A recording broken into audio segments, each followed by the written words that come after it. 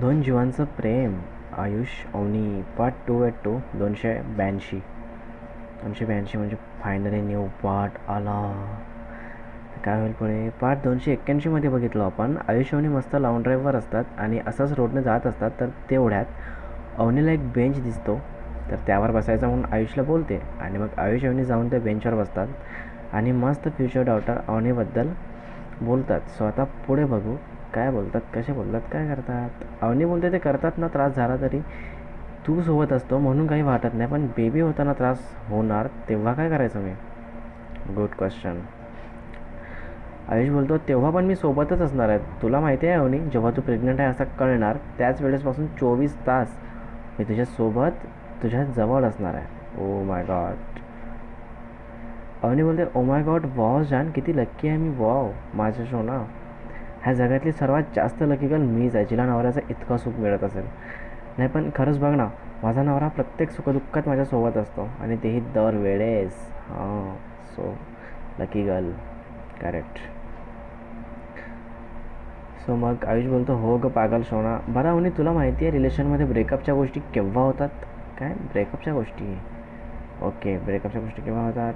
अवनी बोलते नाही बाबा, मला असं काही नाही माहिती, कारण मी खूप मनापासून प्रेम केलं तुझ्यावर. सो असल्या गोष्टी माझ्यासोबत तरी नाही घडल्या. ओके ओके, म्हणजे चांगली गोष्ट आहे.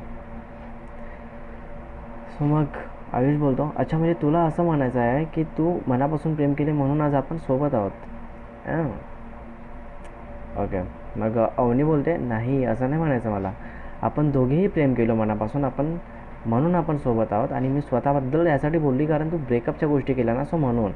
अच्छा, ओके, दॅट्स गुड. बरोबर आहे, मनापासून प्रेम केलं तर राहतो सोबत. आयुष बोलतो अच्छा ओके ठीक आहे. अवनी बोलतो बाय द वे ज्यान, तू असं का बरं विचारलं की रिलेशनमध्ये ब्रेकअपच्या गोष्टी होतात ते?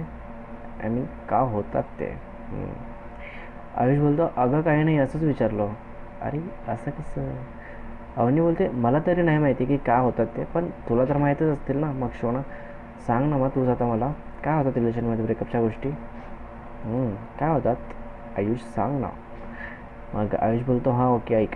काय होतात माहिती आहे का, जेव्हा दोन पार्टनरमधून एक खोटं बोलायला लागतो, लॉयल नाही राहत रिलेशनला घेऊन, सिरियसनेस सोडून देतो आपल्या पार्टनरबद्दल, रिलेशनबद्दल, किंवा मग प्रेम करत असेल तरी एक हॅबिट, सवय म्हणून करतो. सो ह्या गोष्टी कारणीभूत ठरतात ब्रेकअपसाठी. हो हो हो. अवनी बोलते बापरे हो का? आणि आय थिंक हे खरं पण असेल, कारण ज्यान तू जे काही सांगितलं ना ते पॉईंट्स अगदी बरोबर आहे, अगदी मेन पॉईंट्स आहेत. आता मला सांगा रिलेशनमध्ये ब्रेकअपच्या गोष्टी केव्हा नाही होत? अच्छा, केव्हा नाही होत? Oh my God.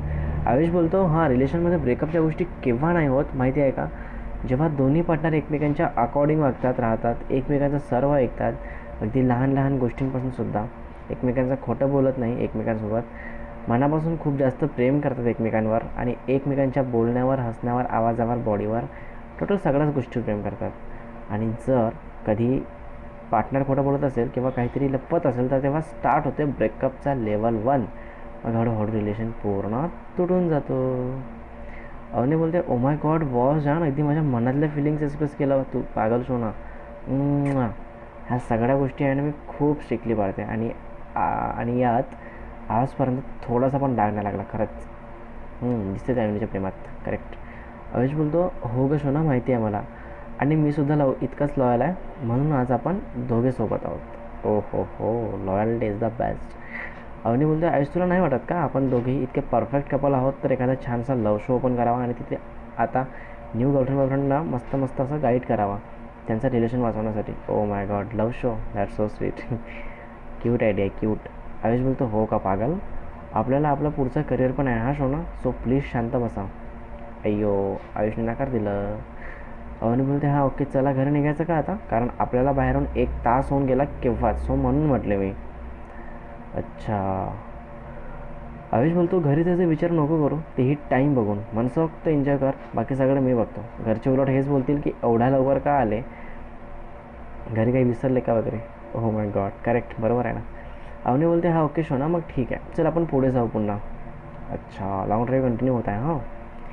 सो मग आयुष बोलतो मला कंटाळा आला आता, सो तूच गाडी चालवायची आता. ओके. ओ हो हो, मस्त आहे बहाना. मग अवनी बोलते खरंच कंटाळा आला का, का नाही तर मागे बसून काही घाणेरडापणा करायचा आहे. अय्यो, अवनीने लगेच ओळखला. मग आयुष बोलतो, ए नालायक, तुझ्यासारखं नाही मस्त चिपकून बसायचं, कळलं ना? अगदी शिस्तबद्ध नवऱ्यासारखा बसतो छान पकडून. आता पकडतो असा की बायको पण सेफ राहिली पाहिजे आणि मी पण सेफ राहिलो पाहिजे. अच्छा, सो स्वीट, मस्त आयडिया आहे. ओके, मग अवनी बोलते, बाप रे आयुष, एवढा पण भोडा केव्हापासून बनला माशो ना तू?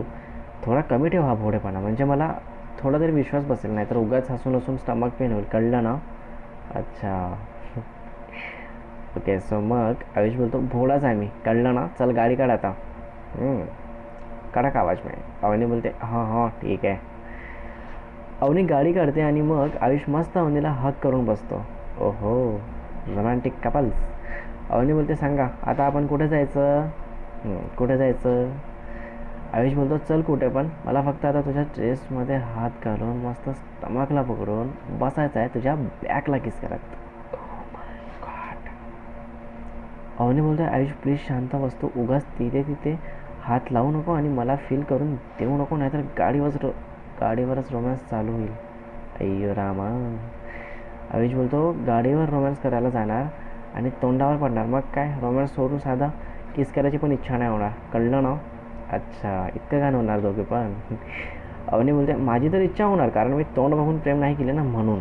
जे अगदी मनापासून प्रेम करतात ना, त्यांना काही फरक नाही पडत त्यांचा पार्टनर कसाही दिसू दे. मग अय्यो, अवनीने खूप मस्त प्रमाणे बोलला आता.